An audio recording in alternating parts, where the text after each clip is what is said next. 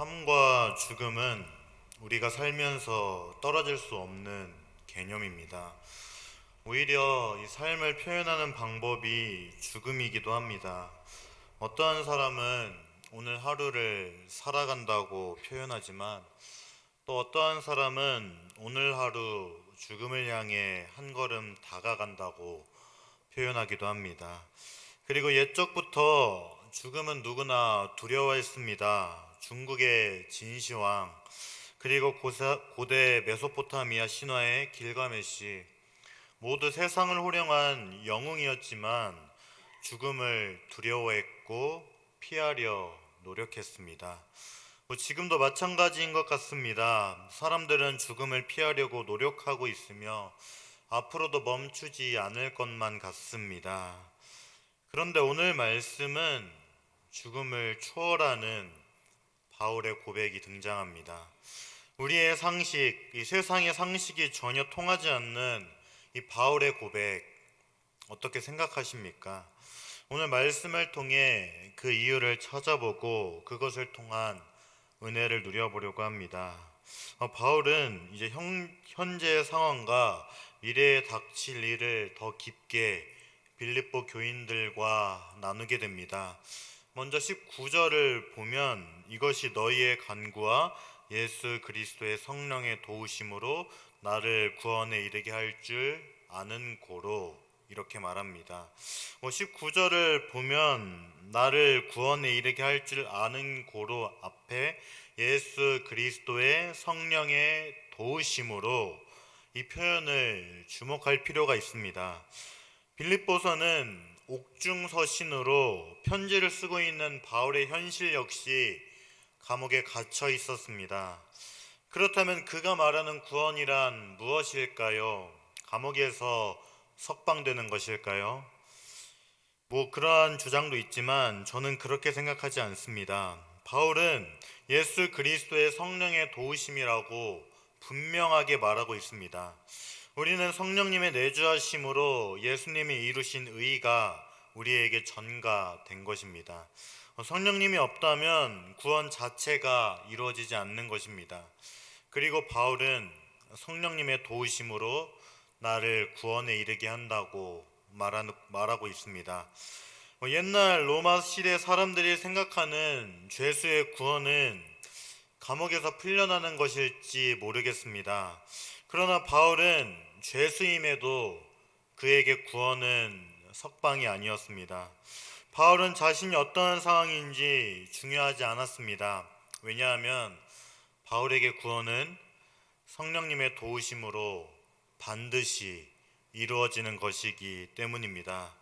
로마의 재판관 앞에 서는 것이 아니라 하나님의 심판대 앞에 설 것임을 알았기 때문입니다. 로마의 재판관이 보았을 때 바울에게 죄가 있을지 몰라도 하나님 앞에서 바울은 의로웠습니다. 예수님을 믿는 사람들은 하나님의 법정적인 선포로 의로워졌기 때문입니다. 예수님을 영접한 사람은 하나님이 이루실 심판의 날이 두렵지 않았습니다. 그리고 바울은 20절을 통해 이루어질 구원에 대해 좀 더 자세하게 말하고 있습니다. 20절은 나의 간절한 기대와 소망을 따라 아무 일에든지 부끄러워하지 아니하고 지금도 전과 같이 온전히 담대하여 살든지 죽든지 내 몸에서 그리스도가 존귀하게 되게 하려 하나니 이렇게 나옵니다. 바울은 앞서 말씀드렸다시피 현재 감옥에 투옥되어 있습니다. 그리고 바울은 그리스도를 증거하다가 감옥에 붙잡히게 되었습니다. 즉 하나님의 의를 하다가 억울하게 투옥된 것입니다. 그렇다면 예수 그리스도의 사도로서 극적으로 풀려나야 상식적으로 맞는 것 아니겠습니까? 하나님이 풀려나도록 도와주셔야 하는 것 아닙니까? 우리는 바울이 육체적으로 안전할 거라는 기대를 품곤 합니다. 그러나 바울은 감옥에서 나가기는커녕 죽음을 자꾸 이야기합니다. 이것은 어떻게 된 일입니까? 바울은 먼저 나의 간절한 기대와 소망을 이야기합니다. 바울이 목숨이 위험한 상황에도 간절히 기대하고 소망하는 것은 바로 그리스도가 존귀하게 되는 것이었습니다. 사랑하는 성도님들, 바울의 이 고백을 어떻게 생각하십니까? 그저 바울은 참 대단한 사람이구나, 이러한 생각이 스쳐 지나가십니까? 그렇다면 우리는 이 본문의 내용을 잃게 되는 것입니다. 20절의 말씀은 바울의 고백일 뿐만이 아니라 바로 우리의 고백이 되어야 하기 때문입니다. 그리스도인이란 참 많은 형태로 정의할 수 있을 것 같습니다. 교회를 다니는 사람, 하나님의 백성, 하나님의 택함을 받은 사람, 예수님을 구주로 믿는 사람, 이렇게 많은 방법으로 표현할 수 있습니다. 그런데 오늘 본문에 근거한 그리스도인이란 세상에서 단 하나의 소망을 붙들고 살아가는 사람이라고 말할 수 있습니다. 우리는 마음을 빼앗아 가는 것들이 많이 찾아옵니다. 세상에는 많은 유혹이 우리를 찾아옵니다. 그러나 우리의 마음을 들여 오직 하나의 소망을 견고하게 붙잡고 살아가야 하는 것, 오늘 말씀이 가르치는 성도가 가질 수 있는 이 소망, 그것이 무엇입니까? 바로 그리스도가 존귀하게 되는 것입니다. 우리의 삶을 통해 그리스도가 존귀케 되는 것, 그것이 바로 우리가 가져야 할 소망이라는 것입니다. 바울은 살든지 죽든지 자기의 삶 전체에서 그리스도가 영화롭게 되는 것을 간절하게 소망하고 있습니다. 바울은 자기의 상황이 중요하지 않았습니다. 바울은 아무 일에든지 부끄러워하지 아니하고 이렇게 말하고 있습니다. 투옥과 처형은 로마 시대에서는 아주 부끄러운 일이었습니다. 지금 시대에도 그렇지 않습니까? 감옥에 갔다는 것, 어떠한 잘못을 저질렀다는 것이고, 처형에 처해진다는 것 또한 어떠한 잘못을 저질렀다는 것입니다. 즉, 부끄러운 행동을 했다는 것입니다.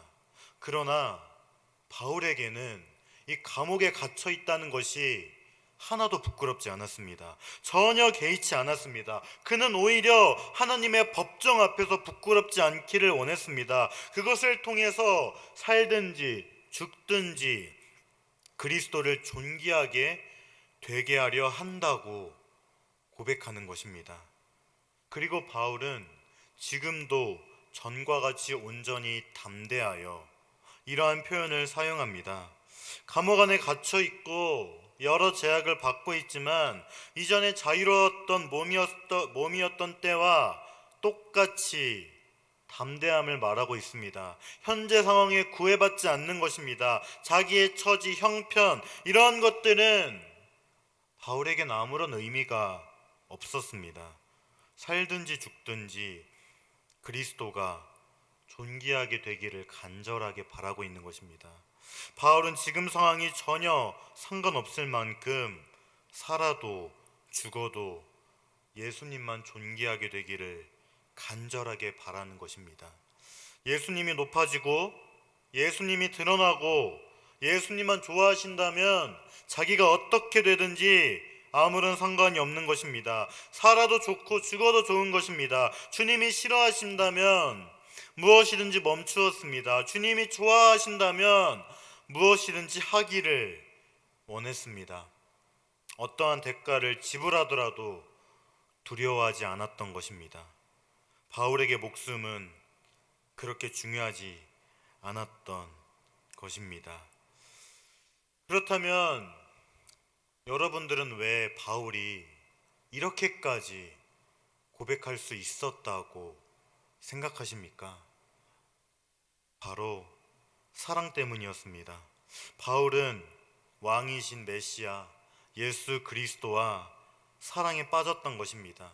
사랑하는 예수님이 존귀하게 되는 것이 가장 중요했기에 자기의 상황은 중요하지 않았던 것입니다. 그렇다면 우리도 마찬가지 아니겠습니까? 우리는 예수님을 믿는 사람일 뿐만이 아니라 동시에 예수님을 사랑한다고 고백하는 사람들입니다. 우리는 찬양을 통해 혹은 기도를 통해 예수님을 사랑한다고 고백합니다. 그렇다면 이 예수님을 향한 사랑의 고백으로 멈추어서는 안 되는 것입니다. 성도는 예수님을 믿기만 하는 것이 아니라 예수님을 사랑하는 자들입니다. 그리스도의 삶 중에서 가장 중요하지만 간과되는 것, 그것은 바로 예수님을 향한 사랑입니다. 세상 사람들이나 그리스도인들이나 윤리와 도덕적인 삶을 중요하게 생각합니다. 그러나 우리는 세상 사람들과는 다릅니다. 세상이 다 좋아하는 윤리와 도덕을 붙드는 삶을 결심한 사람들이 아닙니다. 물론 윤리와 도덕, 그리스도인이라면 반드시 갖춰야 할 덕목입니다. 그 모든 것 이전에 이 모든 것을 가능하게 하는 힘은 바로 예수님을 향한 사랑에 있는 것입니다.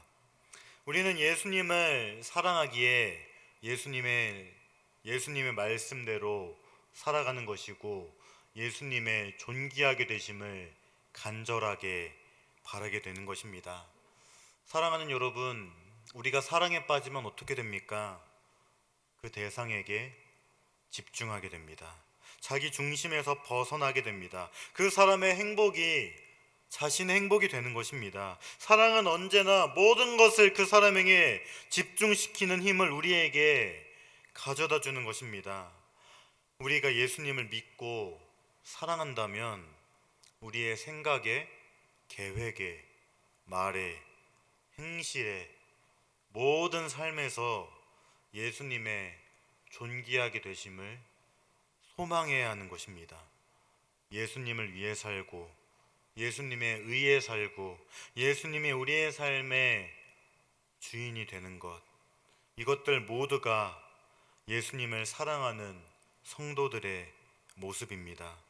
예수님을 사랑함으로 그리스도가 존귀하게 되기를 소망하시기를 바랍니다. 또한 20절 말씀에는 더욱 깊은 핵심의 내용이 있습니다. 한번 20절의 동사를 찾아보시겠습니까?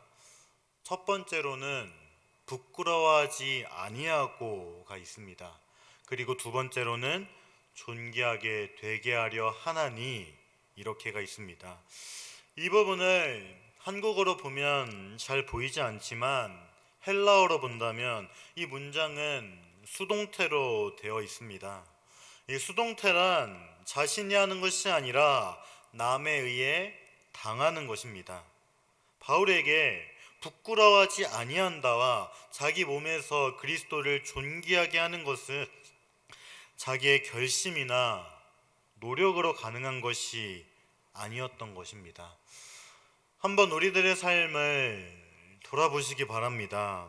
그렇다면 바울의 이 비참하면서도 놀라운 고백을 이해할 수 있을 것입니다.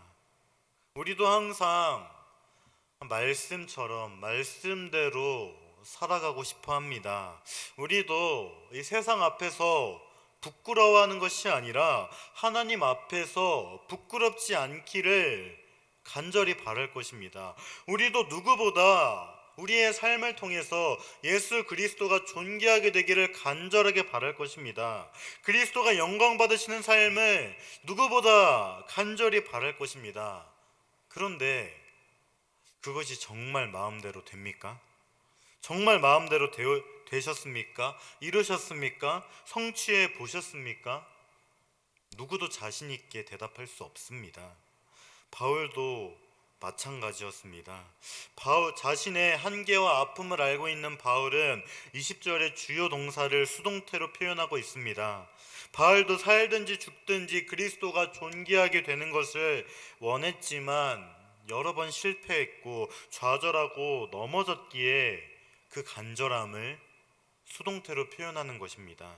그리고 수동태를 통한 고백의 이면에는 19절이 숨어 있습니다. 자신을 위한 그들의 간절한 기도, 끝없는 성령의 도움을 필요했기에 수동태로 표현한 것입니다. 우리들은 정말 연약합니다. 미련합니다. 자신의 약함을 수없이 바라보게 됩니다.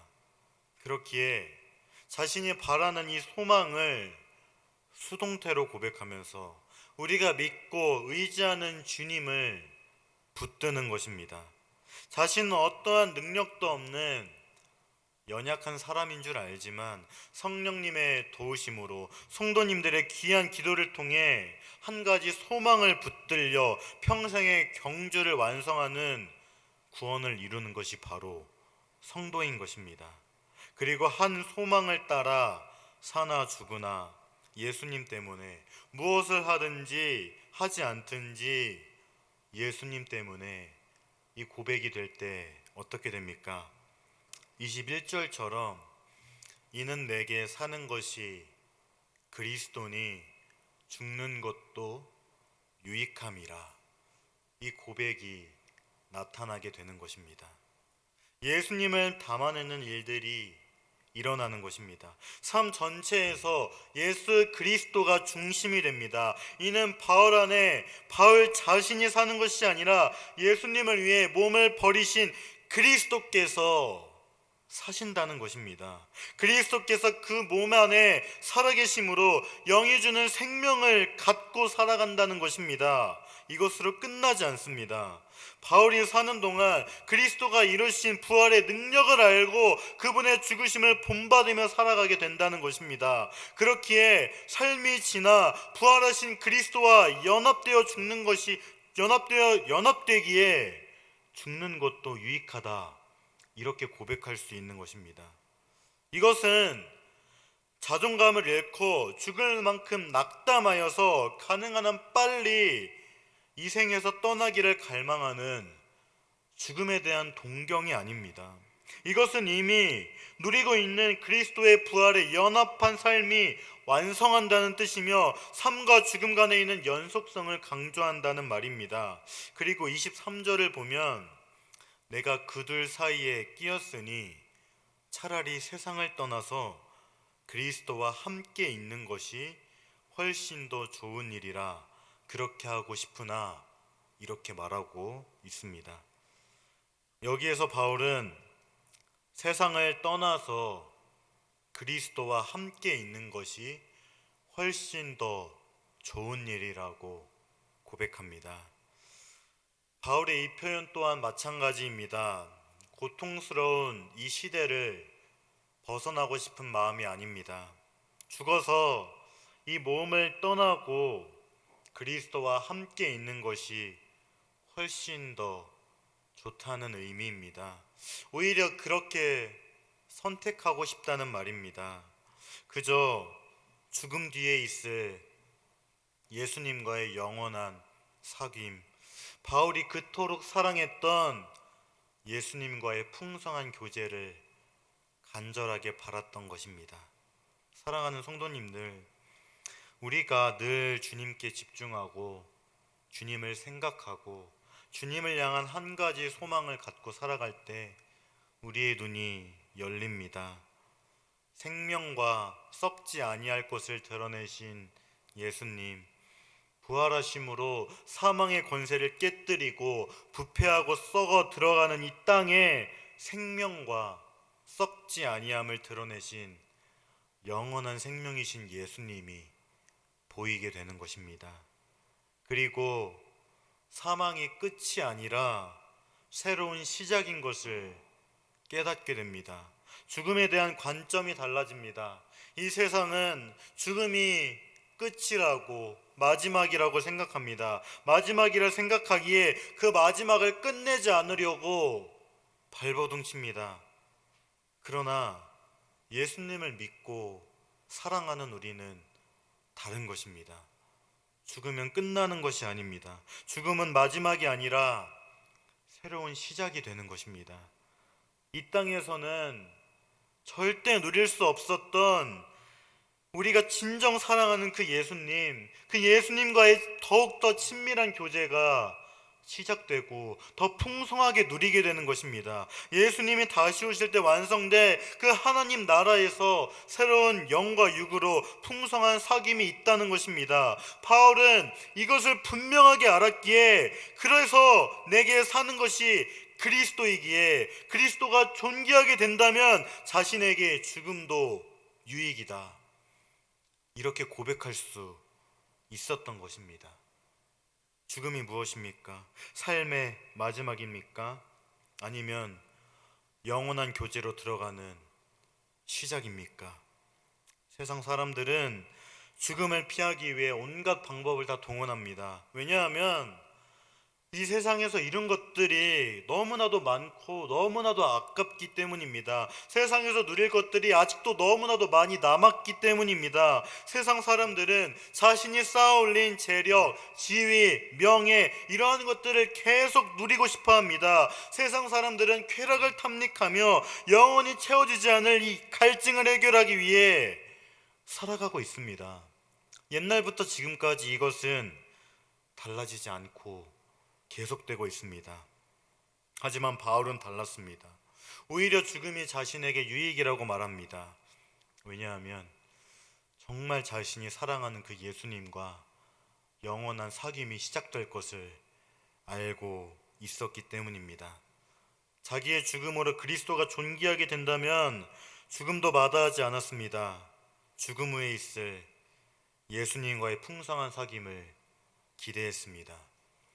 자신이 너무나도 사랑했던, 그토록 기다렸던 메시아 예수 그리스도와 만나게 되는 그날을 너무나도 기대했기 때문입니다. 그런데 바울은 23절 후반부에 그렇게 하고 싶으나 이러한 말을 덧붙입니다. 앞에까지의 바울은 죽음도 상관없었습니다. 그러나 바울은 지금 말을 바꾸고 있습니다. 역시 이 사람 말은 끝까지 들어봐야 하는 것입니까? 이것이 바울의 속마음입니까? 그렇지 않습니다.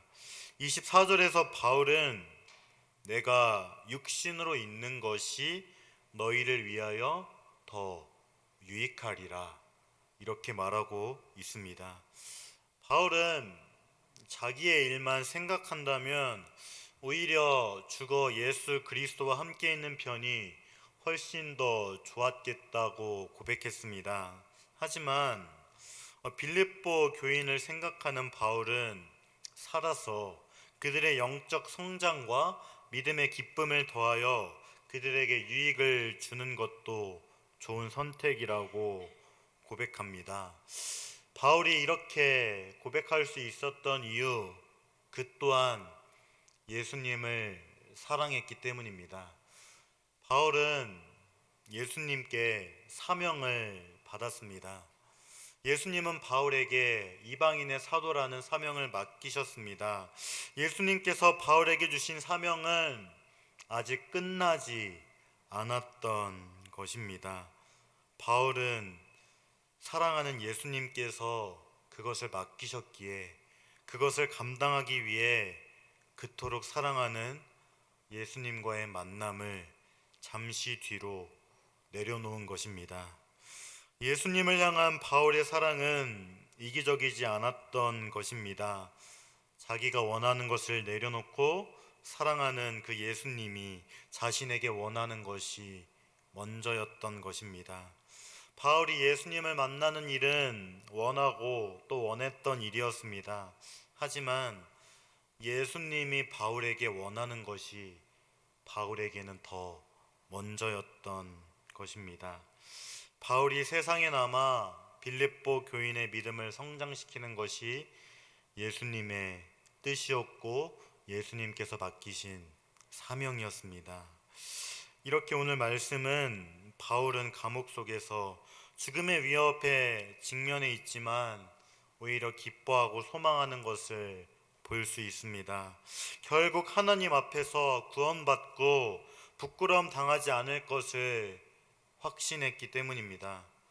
죽는 것과 사는 것은 중요하지 않았던 것입니다. 그의 인생 전체는 예수님으로 가득했습니다.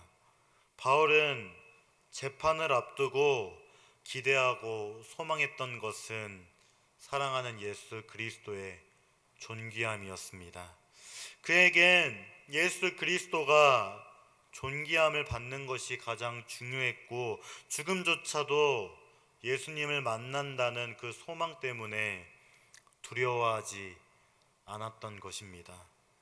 바울에게는 예수 그리스도라는 소망이 있었기에 자기의 험난한 상황을 초월할 수 있었던 것입니다.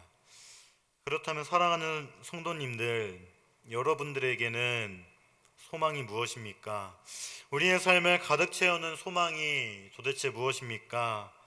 오늘 말씀에서는 예수 그리스도가 소망이라고 말하고 있습니다. 바울처럼 자기의 상황은 전혀 돌아보지 않고 더 나아가 죽음조차 개의치 않았던 그 소망, 예수 그리스도를 오늘 말씀에서는 말하고 있습니다. 삶과 죽음을 초월한 이 소망이 예수 그리스도라는 것입니다. 그러나 우리에게는 이 고백이 너무나도 어려운 고백인 것만 같습니다. 그 누구도 자신 있게 대답하지 못합니다. 저 또한 마찬가지입니다. 저 또한 세상의 것을 욕심내고 예수님의 유익보다, 예수님을 사랑하기보다 세상을 더 사랑할 때가 많고 나 자신의 유익을 쫓을 때가 많습니다.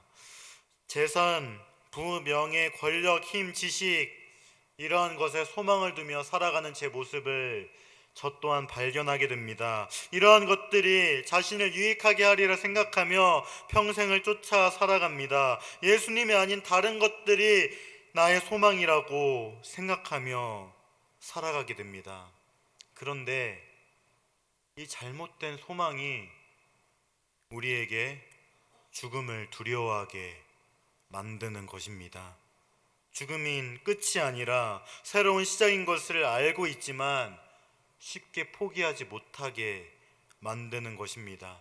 자기가 둔 소망이 가짜인 것을 알지만 절대 포기할 수 없는 자기 자신을 발견하게 되곤 합니다.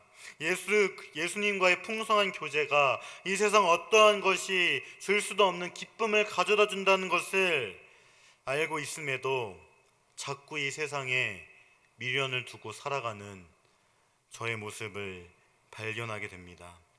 그러나 사랑하는 성도님들, 우리들의 소망은 예수 그리스도밖에 없는 것입니다.